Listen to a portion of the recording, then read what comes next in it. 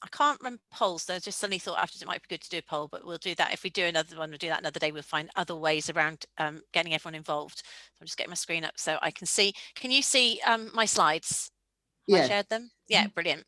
All right, so we've got 10, 12, we've got a number of us on here. So what I will do is I think we need to use things like the chat, because we've got another 45 minutes. I'm hoping people I've got in the diary till 1 o'clock. So to maximize what we get out of this time, we'll use things like chat as well, because we've in terms of trying to involve everybody's opinions and get the most out of this is what I thought. I've already introduced myself, so we've already covered this piece. This is the structure that I thought we could run through, headlines, and if we take it off at a tangent, that's totally fine. But I thought it would be good for us to understand what our current challenges are. So what triggered the question? So you're all working with one or more businesses. What is the pain point that they are finding as to why you're asking this question about what should appraisal look like, or does it still exist, and what's the right way forward? It would also be good for us to gather, I think about the best way in which we can gather it, what we're all doing at the moment in terms of our experiences. I thought I'd tap into what is the market really doing. Now, I've got some context on that. I haven't had time to do as much research as I'd like to, so it'd be based on my experience. I am intrigued actually, because this whole concept of appraisals being dead, it started with Deloitte in about 2012, but when you dig into what these professional services firms are doing and actually why they went down that route, you do find that there is still tends to be an assessment process of some description there. So some of what we hear out there in the noise or the marketing is all about, it's a headline for Harvard Business Review as opposed to what people are doing in reality. And I think that's what's quite interesting to share with each other, if there are things that we've found that really genuinely do work, so that you can share that as consultants with your customers with confidence. So actually, what is the market really doing, and what's actually spin? I thought what I can do is I can share with you some stuff about evidence-based practice in terms of what definitely does and doesn't work in relation to appraisal. I've also got some content in terms of if you are designing an appraisal process. Ruth's coming in, Mary. I can admit her if you want. In the waiting room, in terms of designing a process. I probably won't get a chance to go through that, but I have got a paper that I've written previously on that, which may be already available through HRI. If not, I'll make it available to Mary and she'll be able to share it with you if it's useful to you. So hopefully that's all right with everybody. So in terms of, if you find your chat functionality on Zoom, which should be, let's say my taskbar, from your taskbar.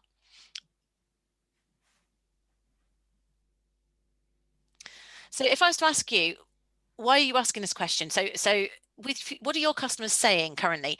Are they saying they haven't got an appraisal at all, an appraisal process or system at all? Or are they saying that what they've got they think doesn't work? Or is that I suppose, what's your motivation? Another way you could go earlier than this, what's your motivation for coming on this call to want to find out? What do you want to know from each other? And let's see if we can get some themes of what people want to get out of this call, so then we can organize it in a structured way. So maybe if you want to chunk up and go to the question above is what do you want to get out of this? But equally, if your customers are asking you questions, what is it you want to be expert in, to be able to advise them with confidence?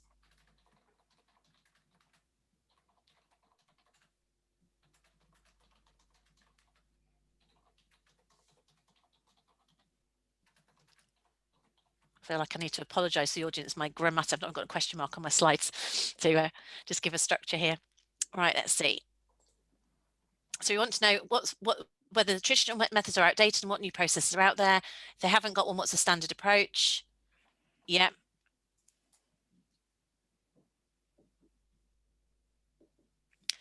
So I'm just reading down here, and I think maybe because does the annual appraisal work because it's done and then forgotten, as Teresa says. Teresa, how are companies monitoring and dealing with staff who are now remote working?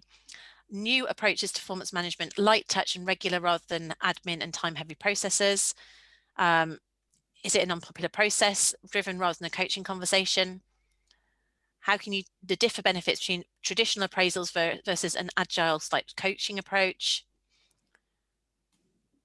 Emma's got a process in place, but it doesn't have buy-in from employees. So you want to link it to job description and KPIs. So Emma might be interested in knowing more about that. So if you have a process that it doesn't buy in from employees, why is that? And actually, does it, if it doesn't link to KPIs or objectives currently, what does it, what is that process? At the moment, it's more of a chat with around a few areas. For example, what have you achieved in the last 12 months? Have you met your objectives from your last appraisal? Anything that's hindered your progress? Then kind of like just setting new objectives, but there's nothing kind of formally linked to any competencies in there. And I think a lot of the managers see it as a bind. And why do you think they see it as a bind? They say they don't have the time to do it. But we've got a problem with, we've got an internal problem there with the hierarchy and how they're done, and too many people, you know, the directors taking on too many appraisals rather than delegating the task to others. So kind of my theory is, if you don't have to do 6 and you can just do 2 or 3, and then the next person down can do 2 or 3, then it's not going to take up as much time. So in terms of, so it's the quantity of them. So sometimes if you've got a very hierarchical organization, I mean, classically, someone talked about manufacturing. Was it you, Emma? The other Emma, did you say you've got a manufacturing firm? Often you've, yeah, sorry, there's 3 Emmas on the call. Very often manufacturing or engineering, it's really quite typical. You can have them with, let's say, 15 or even 25 direct reports. Now, the reality is, you can't have a meaningful appraisal in the way that I would say a quality appraisal should be with that number of people. You can't actually line manage that number of people. You can only sort of supervise.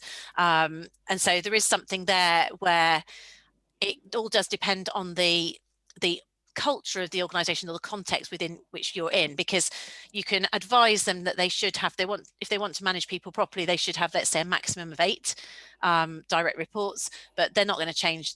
There's a cost overhead attached to that they're not necessarily going to change. So therefore, I guess we have to be realistic about what that appraisal form looks like. The chances are in that environment, it is much more likely to be something which is a tick box. But you could argue, again, in certain, let's say, more blue collar environments, that isn't, they're often measured. There are often other measures in place as to how they do their job. And it's whether or not the organization genuinely wants to get this sort of more intrinsic motivation, which is where we're talking about appraisals that are engaging, where people are wanting to work and perform, that we might want to challenge the way an appraisal is. So that's just a little bit of a sort of tangent. So you've got a few challenges there in terms of the way it is. So it's not necessarily linked to, you're talking about whether we should be linking things to behaviors, not just KPIs as well. But yes, it's a kind of, it's a chat. Competencies, yeah, because we're kind of going back now to look at our job descriptions. It's kind of opened a can of worms. And do we put competencies on the job, the key competencies on the job description, which will enable us then to kind of do a one-to-one further down the line, linking back to that. Well, let's take a bit of a view from everybody here as well. I think you should be able to do this. Should be a hands up type thing. So what do other people think here? Do you think you should have behaviors, whether it's competence or values in a job description? What would your opinion be? First of all, the question is, do you think it's best practice? So choose a positive emoji or a neutral if you're not bothered. So there's the theme of people. I don't know if I can see if the guys who are videos are not. Oh no, Wendy, that worked. So it was there. I'm going to say that I wasn't sure if people had cameras on, if whether or not the thumbs up or otherwise. So there were about 5 or 6 people put thumbs up. They thought it was. A number of you didn't put anything. Was that because you couldn't find the annotations, or was that because you didn't agree? I'm going with the fact that personally, I would say it is better if you are going to link behaviours in, you've got to link it to the job role. So the traditional best practice would be my job description tells me what I do and the behaviours that I should be, or skills that I should be demonstrating to do it well. And I would then say that objectives should be putting a stretch on a job description. So that's kind of your day job. My objectives should be defining how I do that particularly well, defining key projects that align with business goals. So if there's an overall strategy, my objectives should assess me against that. And then a good quality appraisal form would allow you to see, is that person achieving their job description, which is the minimum requirement? Are they modeling the behaviors that are required of this organization, whether they are competencies or whether it's values, and are they performing against their performance objectives?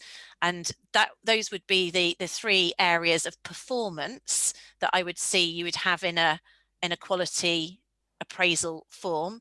Now, I'm not saying that we shouldn't be looking at things regularly. I do think we should be looking at things regularly, but that's the sort of ways in which you could look at those things to be quite thorough.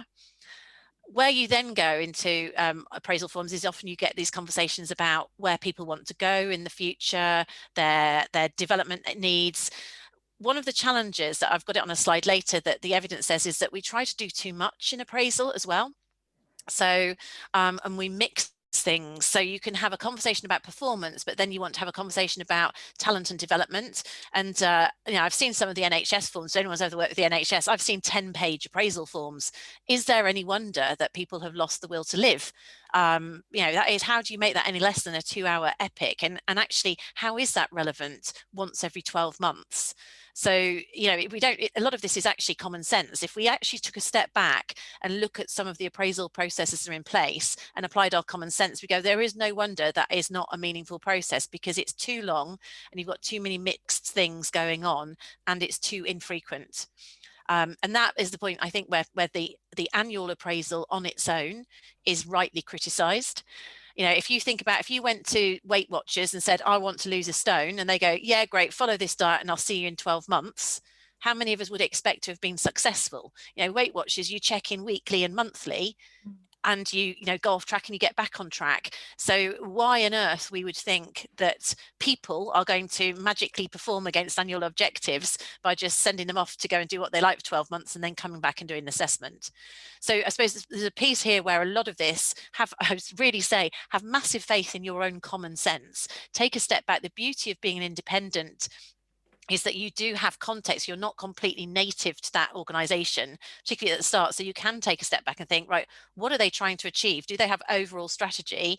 And is the way in which they're delivering this, going to support that? That's your sort of starting point. And trust your common sense convictions is one side of it to consider. Emma, your other point, Emma Walker, just finishing up on your point of why that particular thing there wasn't meaning people don't like it. They probably don't like it also because there is no purpose to it. So it's a bit of a meaningless chat. So is it joined up? And this is where we have the question that we can talk about later as to whether it should be linked to pay or not. But if it doesn't result in a pay reward or an opportunity for someone to progress, or some sort of career opportunity, it's really hard for anyone to feel there's a purpose to it. If the manager doesn't think there's a purpose to it, they will come over as if they are going through the motions.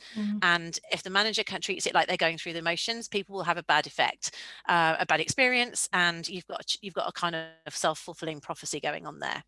Again, quite common sense, really, in terms of this. Let me just have a look at the other piece, ratings. We can touch on ratings. Is it possible to move away from it? Yeah, so is it really possible to move away from recorded discussion? I think some managers think that by moving to a coaching approach, they won't have to fill out any paperwork. You see, this is it, right? So what do you replace it with? If we chuck away the annual, and let's ask this group here. So have any of us seen a business that has actually completely moved away from the annual appraisal to regular check-ins and it's working really effectively? Can anyone share that? Put your hand up. Great to hear from you, or put it in the chat. I don't know anyone, Lucinda. Sorry, it's Ruthie. I know organisations that have done it, and some managers are doing that. But for me, it always comes down to the individual manager capability. So there'll be some managers that are really good at that coaching style, and there'll be others that aren't. So I don't personally know of an organisation that's been able to implement that across the board. Effectively, Emma S. Hi, yeah. One of my clients has, and I would just support Ruth's comment there about manager capability. Of all of my clients, they are the ones that that effectively the line managers are most experienced and can be trusted to have those sorts of conversations, steer the dialogue in an appropriate way, and follow up and actually make the conversation more than the paperwork. In that particular business, they've really embraced values brilliantly, which was one of the first pieces of work I did with them. So I was brought in around a culture and values piece, and I've basically stayed with them for over 2 years now. We introduced a values-based system, and it's really casual, very fluid, very agile, and it's really successful. But I couldn't introduce it in any of my other clients' workplaces at the moment. I'm working towards it, but they're not ready for it yet. So this is a really key point, is being aware of the maturity of the organisation that you're working with, and not so much in age as in the maturity you're describing there, Emma, where you've got people who are pretty experienced managers and are just prepared to be consistent. You can have really experienced managers who are not very good at being routine and consistent, or are really not motivated by people, and they just want to get the numbers in, and all of these are all different personality types, which are all valid. But if that is the culture, and that is the culture of the top, because I was going to say, Emma, that one where you've had success, was there a key, what's the CEO, or are there key people who are walking the talk at the top? There's complete buy-in, total buy-in, absolutely brilliant. And they are modeling those behaviors. Yes, they are, and it's the best example I've ever experienced in terms of living the values. So they really that would are. Be great to case study, really would. But the point will be that will only work because it's being led from the top, and that would be quite an unusual organisation, I'd suggest, that has that maturity and ability for people to do that from the top. Because even if you teach them, if you've got someone who they're just not motivated in that way, then you'll get the senior management team will undermine, particularly in a smaller business, they'll undermine the process instantly by not doing it themselves. And it's really tricky. Sorry, I didn't mean to interrupt you there. No, sorry, go for it. Some of the peer group here may recall I posted something in one of the groups in HRI a couple of weeks ago about, sort of, should I or shouldn't I walk away from one of my biggest clients? And in the end I did. And actually it was all around this piece. It was around, there was not the buy-in at the top. It was complete lip service, behavior that was totally misaligned with the values they claimed to have, that were not evident as far as I was concerned. And it became misaligned with my own values. And it was this performance management piece that really brought that out, and was the bit that made me think I don't want to carry on working with them. So I've sort of walked away from them. Good for you. That would not have worked. Whatever I would have recommended would not have worked. And I think there's something really key about making sure that as independent HR professionals, either internal or external, having the confidence to challenge. So a lot of you maybe are being given a remit, go and sort out our performance management process. One of the things, for it to be successful, we are only going to be successful if they get behind it, and therefore we need to feel confident enough to challenge some of the behaviours at the top overtly. I can say, we can do this, but this is what you're going to need to demonstrate to lead by example, and that means you will need to walk your talk, and really be quite direct with them about the behaviours if they want it to be successful. Otherwise you're banging your head against a brick wall, and it affects your professionalism and your self-esteem. In terms of the what I'm going to do, because I can see there's lots of challenges, and we're just going to have to go as far as we can in the time, and agree to follow up if we want to go further with this. I'm going to just chuck some information over which is best practice related, just to put some principles out there in terms of some content, and we can explore some practicalities as well. One of the challenges of the actual appraisal form itself, or why people complain about it, is that one of the things is the appraisal form is too backward looking. So it's all about last year and it's not about future. And I'll come on to that more about performance, because the whole argument for me about this whole thing should be about performance and development. So it should be about helping the individual to perform, but to align their performance with the organizational performance. Then it has then it is a process that has value. It shouldn't, you know, but the whole thing is, the reason that companies employ people is in order to deliver and to perform. So having something in place which isn't meaningful does not make sense. But the point of that actually will come down to how good quality the objectives are in the first place, and that's a key point to come through. The other issue is that it doesn't culminate in anything, it's not linked to anything. I am personally open-minded about whether you link things to pay through reward. I've worked with clients that do a proper structured rating and moderate, and then it links to reward, and others that don't. The tricky thing is, how do you administer reward without a process? That is quite, you know, it is a process that can enable you to do that. And if it's a fair objective process, then it can support a fair objective pay and reward process. Same with things like talent management, which I appreciate does descend on the size of the organization. But again, it also depends on the size of the company that we're working with as to whether it's proportionate. And they might not need something as formal as performance related pay if you're an organization of 30, and you can be a little bit more ad hoc. That in that context, maybe the purpose is engagement and just making sure that you're getting as much discretionary effort out of people as possible.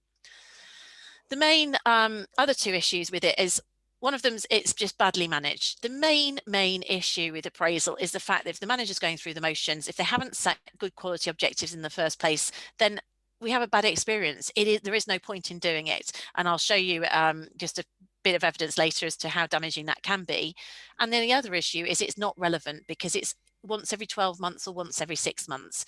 So to my mind, again, though, that's just go back to the whole Weight Watchers thing. So my personal perspective on it overall is that I'm not sure there is a magic wand that you chuck out the appraisal altogether and replace it with regular check-ins.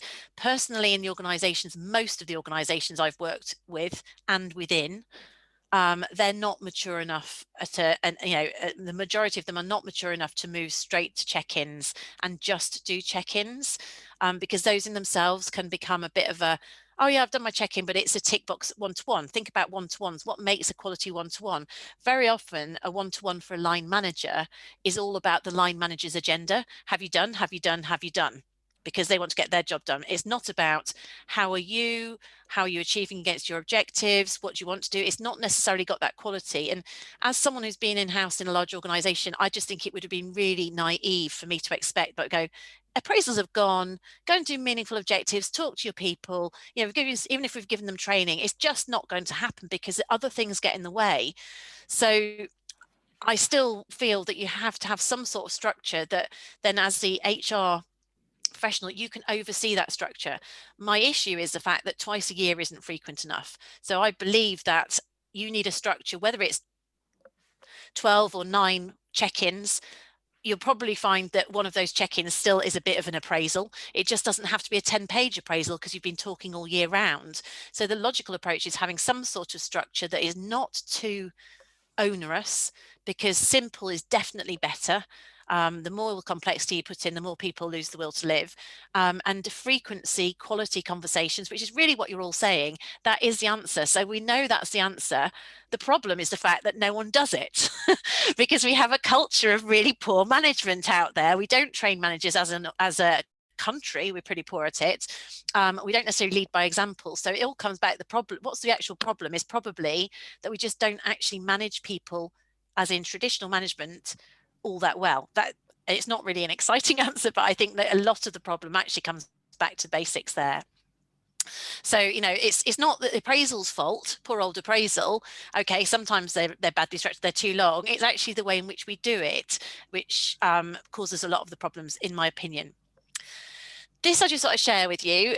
So I just kicked this out on LinkedIn off the basis of we were going to do this. So I've only had 2 or 3 days. What's really going on out there? So this is not you know, it's not a massive survey, but 71 votes I've got here. And actually it shows that 80% of people still are doing something. So you've got, of that, you can't quite see, let me see if I can click on it.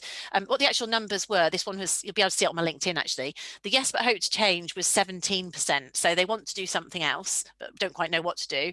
20% have ditched it for ongoing check-ins. I have put another post up now. I'd really like to know how they've made it work. Is it like Emma's example, or, you know, where, you know, they happen to be brilliantly values driven, Or is it a bit of a smoke and mirrors? And as I say, if you look at the big professional services firms where this all came from, it was Adobe and Deloitte and things like that, you do see that actually, okay, they might be having regular check-ins, but they have a whole armory of people who talk about talent. They've got a maturity in terms of the sort of conversations that people have, which are very well established. They've got lots of resource there to enable managers to have more coaching conversations. Plus, you know what, in the background, they have a pay and reward process. The only difference is it's no longer overtly linked to a rating, it's done covertly. And I mean, I don't know, predict these things go in cycles. People will go, well, hang on, you could predict that there will be a matter of time when people go, well, it's all very well, but I'm not happy that I can't influence my performance. You're doing that in a darkened room. Why don't I get the opportunity to have a rating and influence my performance? So it isn't a simple answer. I think when we dig beneath the surface, and I am going to, out of curiosity, look further at what these big firms are really doing, I'm not sure that it's the panacea, chucking out appraisal and going to check-ins, because it does leave you with the question, particularly in a larger organization, of how do you manage reward or progression fairly? And for me, this is what it all comes back to, is actually how are we fair and consistent, which is one of the main roles of being in HR, is trying to make sure people are treating others fair and consistent. Because the problem with just a check-in with no oversight from HR is that you potentially have more bias, you potentially have patchiness. So the manager that's good versus who, you know, fights their team, who's a great coach, versus a manager who goes through the motions.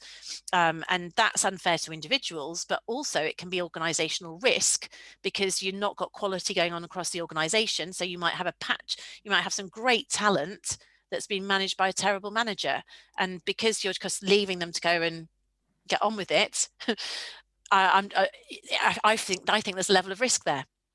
So my preference would be to give a light touch structure and give people the skills to meet it, and also set clarity with the organization about what good looks like in line with your structure to help people do it.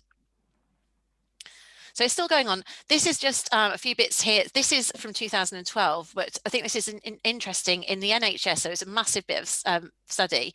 And what this showed was that, sorry, my slide, because I've made my slides pretty, it's lost the information. But what this is here is, it was actually the impact. The red is what someone considered was a bad appraisal. A bad appraisal was a badly structured appraisal. So a bit of a sort of waffly conversation without following any clear structure. The green was no appraisal, and the blue was the impact of an appraisal. So what they basically showed was, and this is relevant particularly in public sector, is that a bad appraisal is actually worse than no appraisal. So I suppose you could take from there that actually if your organization is doing a really poor job, then yeah, maybe kick out, get rid of it. You're not going to do it any worse, just go to check-ins. But it does clearly also show that a good appraisal has a greater, is superior to all of those in there. And I think you would suggest that a good appraisal would be the culmination of a series of conversations. It isn't just a one-off occurrence. And I'll provide it all. You can have these slides and links, by the way, guys, of course. When you also look at other bits of evidence, so I got some of this from CPD paper that they did a few years ago. The key thing that does drive performance, and this again should be what's really important to your audience, because they're employing people in order to perform, and as small businesses, it's tough times, it's all about performance. Clear objectives and regular feedback is what drives performance. There's absolutely, there's just relentless amounts of information out there that says that. So what that does mean is that a check-in culture, but the caveat there is it's not just a waffly conversation, it's a check-in culture which is supported by really good quality objectives. So if you were to do nothing else, if you could ensure that people have got good quality objectives set and they have a regular check-in to feedback against it, that is probably the best thing you can do with the organizations you're working for to drive performance. If you then want to link that to reward or something, then maybe you have an appraisal piece on there, and also we look at development too. So that's the number one for everything. And the reality is, again, if we were to look at what everyone thinks they can set objectives because they know what SMART stands for. The reality is, if you took a quick audit of objectives that are set in the organizations you work with, I suspect that you would find that they're pretty poor. So it's how can you get that thing, and often that starts at the top, because many particularly SMEs don't even have clear objectives they don't have a clear vision at the top. So you could start in a worse place from helping your organization have something like a balanced scorecard or some really clear deliverables or metrics, and asking everybody to make sure that they've got something which is aligned with that overall business strategy.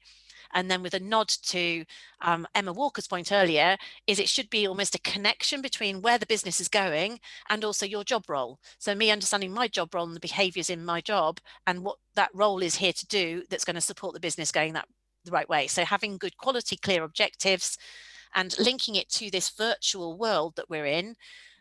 Again, annual doesn't work, 6 monthly doesn't work. How do you break those objectives down into what am I going to do this week or this month and support people against it? We've got to be a bit more short term, which means we do check in, but we're checking in a purposeful way about performance, obviously well-being as well, but particularly in this thing, but it's both well-being, development, coaching people and performance. And so I think we had on here coaching conversations. Coaching conversations are great, but I would say it's a performance coaching conversation. So how are you doing with that objective? Where are you against it? When will you deliver it by? What specifically will you achieve by when? As opposed to what do you want to do with your life type coaching? And again, sorry, but being very critical at line managers, they think they're coaching, they're telling, right? That many, coaching is a misused word with many. I gave them some coaching. Did you, or did you actually just tell them what to do? So are they feeling accountable or not? So again, so if you're going to give some skills to people, get them to really understand what good quality objectives are and to know what a good quality one-to-one check-in is and what coaching is in relation to those objectives. Then when we look at ratings, really interesting information there is if you are going to use ratings, the evidence suggests that a rating that someone puts at an appraisal where they know that's going to link to their pay review, as in it's a performance rating, people rate them differently than they do in a development type piece. So they found that, so if I think Fred, if I give him a rating of a 4, that's going to negatively affect his career progression. I'm going to be kinder in where I think the consequences are higher than if I think this is actually going to be a 360 feedback and he's going to get a coaching and some development. So depending on what the perceived impact of that rating, people will rate differently. So you've got to think about that in the context of how you are rating people. I have some thoughts as to how, therefore, I recommend a process that is an approach that you can do by you split out almost the development conversations and have them at a different time of year from the performance conversations. So that's my view on that, is try, if you're going to rate, then split them out, because otherwise people can mix up. I'm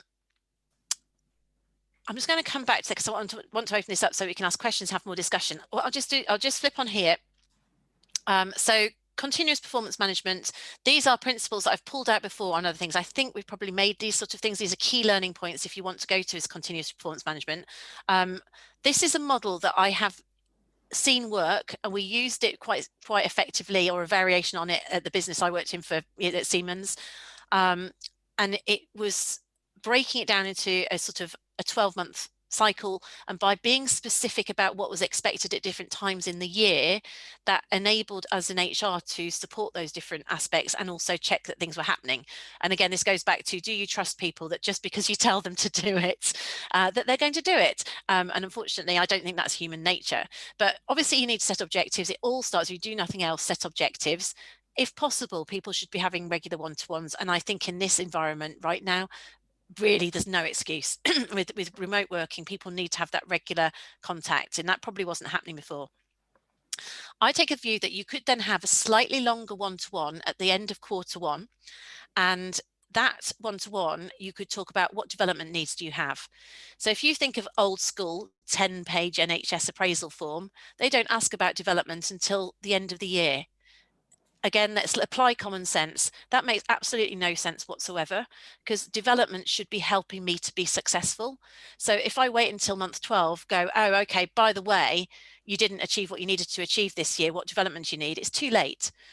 So if I was to talk to you now and say, actually, what developments you need to be successful, and I'm not saying it doesn't have to be training courses, but it might be, how are we going to do that? Then that's the right time to have it. So you're giving people a chance to learn and apply that learning and be successful this year.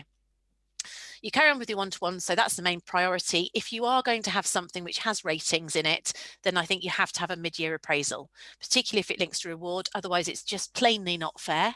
You need people to have an idea about whether they're performing or not at that stage, and put that in place. And then it means it allows you to, that allows them to pull their socks up. It's a great leveler. Now, again, what you've got to do is make sure managers have got the skills to have those conversations. You can only really rate somebody fairly if you set them a really clear, smart objective. So that is a wake-up call if they haven't. Then I'd go, and this is where I'm saying about split your ratings out. So if you are rating, you can rate at that stage about performance. If you then want to go and talk about talent, if you're in an organization that's large enough that you can talk about development type things, then you could have different type ratings going on potentially about people's career aspirations, things like 360s, those sort of things. You can almost see it as two sides of the year. So I am just writing on a bit, you can see the mouse there. So I was seeing that you've got your performance ratings potentially could take place here, and the development conversations taking place here. Managers then say, oh, I haven't got time to do this. How do you counter that? Well, actually, if you are a line manager, this is part of your job, helping people perform. So there's a whole mindset thing there in terms of valuing the role of someone who's a people manager. And actually, if you spend smaller quality time, you will find that these are not the epics, the painful epics that we think they are, which makes us cynical about appraisal, because they're just a culmination of a conversation that's going on all year round. Which kind of takes us full circle back to the fact that actually if we were doing it well in the first place, it wouldn't be as negatively perceived as it is really is the key. So that is an example of something. Is by all means not the only way of working, but it's just a way that I've put it that way because it allows you to split out these ratings if you're going to do it that way.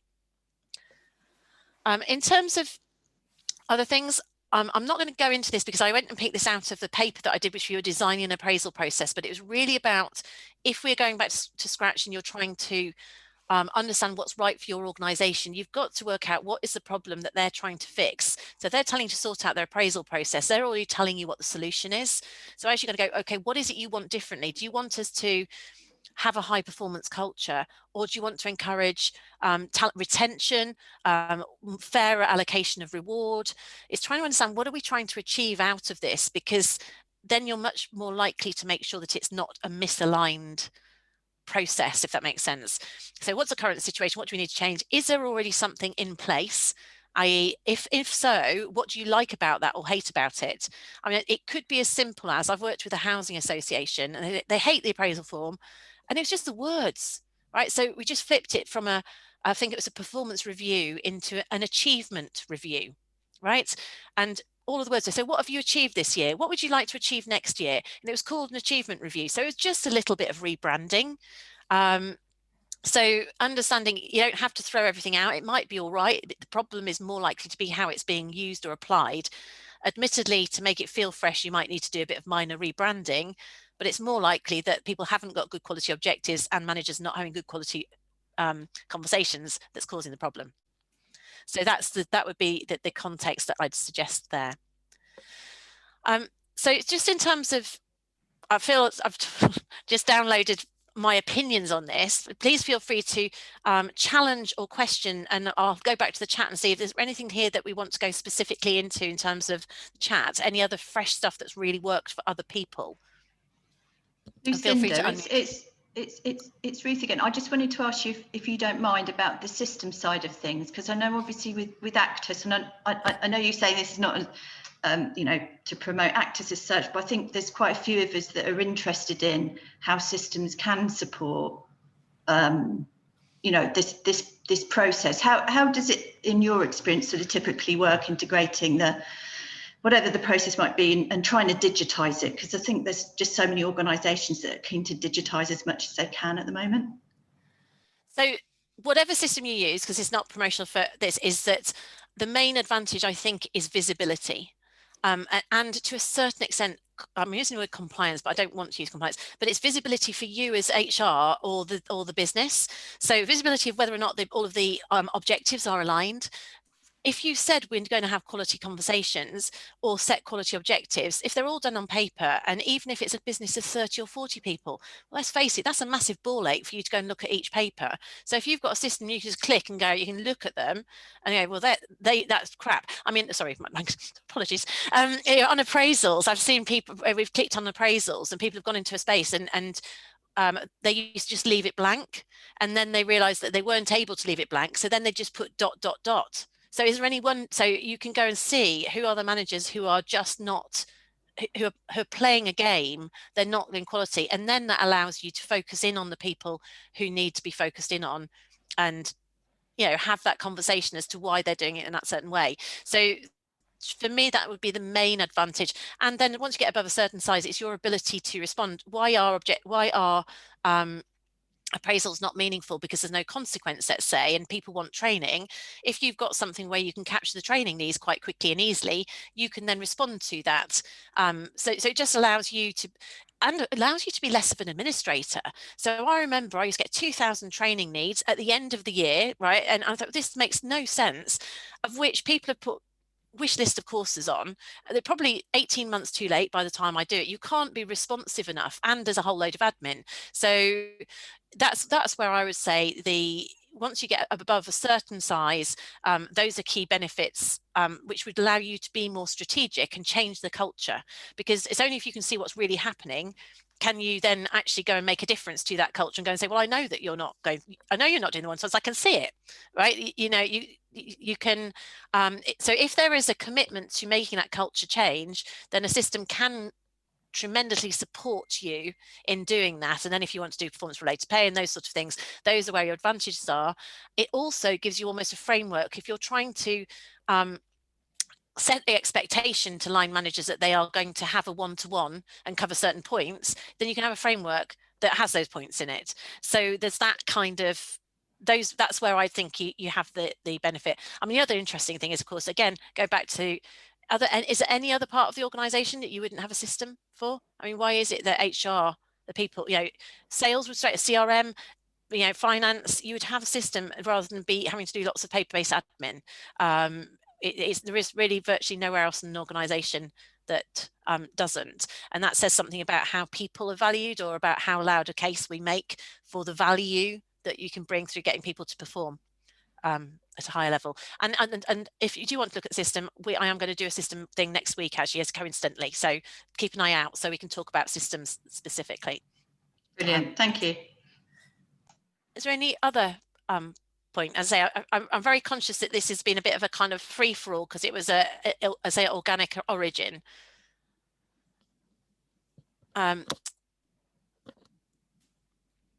So looking at line managers, definitely. So Emma's saying encouraging staff to set the objectives. That's really key, to give them the skills, because it's about ownership. We don't want, so there should be a link to objectives that are kind of, they should be able to see how their objective links out there. But you just set something, if you agree an objective. Now this is where coaching comes into it. So if the manager coaches the individual, so what do you think your objectives should be? How does that align with the structure? That's the kind of coaching we're talking about. And then the person is accountable. And again, accountability in a virtual world where you can't micromanage, massively important. So developing coaching skills in that way would be really useful to people. Line managers do need developing. It doesn't have to be whole days out. You can do stuff virtually now, but that is a gap many places. Yeah, probation reviews, again, they are paid lip service too, but actually they can prevent a whole load of problems if you're doing that properly, a probation review. All right, okay, so what do we think about this? So do objectives, particularly SMART, hinder creativity and innovation? What does anyone else think? Any views on that? An observation that I'll make, well, please say if you want to speak. Observation that I would make is that with anything that's a metric, what often happens is we start measuring the stuff that's easy to measure rather than the stuff that actually makes a difference. so, you know, because it's easy to put, so if we have a number attached to sales figure, it's easier to measure that than maybe the stuff that we need to. So I think that's one of the reasons, that because we don't fight hard enough to try and create an objective that's measurable enough. You know, the thing is, it shouldn't hinder creativity and innovation, but how do you therefore evaluate whether we've achieved it or not? The real main thing is shared clarity. Does both parties know what full achievement of that objective looks like? That's the key for me with it. But also, people can be quite lazy. And one other thing about objectives, the balanced scorecard, if you come across the balanced scorecard out there approach to sort of setting objectives. So it talks about setting objectives maybe at a strategic level against financial, people, customer and process goals. So it splits it out. The thing that's quite clever about that is that generally, old school, we would only measure things like sales figures or financials, but all that's doing is telling us what we did last year. So the reason that Kaplan and Norton developed the balanced scorecard, and again, I've done a podcast on this if you don't know what I'm talking about, webinar on it, is they developed that because it was looking at leading indicators. So if you want to grow your business, so if you all want to grow your business, what is a leading indicator of you of getting new customers, new HR customers? What sort of things might be doing that? And I guess I would say, I don't know, tell me if you want to tell me the answers. Those, I've got a couple of minutes, haven't we? I'll close it down. But so a leading indicator might be what you're putting out on social media. It might be how many proposals you're writing. It might be how many calls you're doing. Those are all leading indicators of the results you're going to get in future. And those are the sort of things that we should be setting objectives or metrics in a balanced scorecard. We're trying to set in place leading indicators. So we're creating high performance for the future as opposed to lagging indicators. So does anyone want to, I'll look at any other objectives, any other questions and messages. I'm conscious that we've probably run out of time. So I hope you found it a little bit useful. Please do let me know if there's anything else you want to talk about, online or offline, or at a future call like this. What I'll do through Mary, I'll make sure that you've got copies of these slides. They're very, very rough, but if it's any use to you, you're welcome. I've also got some stuff about designing an appraisal process, which is just a paper which might be useful to you, and I'll put a few other links for Mary to send out. If anyone wants to, I appreciate it's 1 o'clock, so if anyone's got to disappear, do feel free. If anyone wants to stay on, I'm happy to talk one-to-one or take it offline. So before everyone goes, I just wanted to say thank you to Lucinda, first of all. It's been a fantastic session, and also to put the effort into pulling the slides together to focus the discussion. It's been really great. One of the things that we're doing, HRI, is partnering with Lucinda. So the Actus Performance Management System, we're making it available to our members to be able to promote to their clients. And there will be some sort of referral incentive for the members. So we'll put the details in the group. Do take a look at it, and then let us know if you have any further questions. Thank you. And guys, just on the for your supporting your managers, because I know no one's got loads of budgets. So on the HR Uprising podcast that I host, I've done a series of podcasts that are running at the moment that go out on a Wednesday, which are aimed at line managers. So I've got a virtual performance management sort of ebook, and then there's been a podcast every week, probably another 2 weeks, I think it's going, which talks about a bit about objective setting, a bit about coaching for accountability. So some of the things we've talked about, it would, if you want a free way of supporting your customers, managers, then that's something that's available that you can tap into. Okay, thank you everyone for coming along. I will send the resources or put them in the group once Lucinda sends them over. Do let us know if you have any more questions, or more importantly, how you want to progress it. If we think another set of discussions will be valuable, then we can set something up. Thank you. Enjoy the rest of the day and have a good weekend. Thank you. Thanks, you too. Thanks, guys. Thanks, everyone. Thank you. Bye.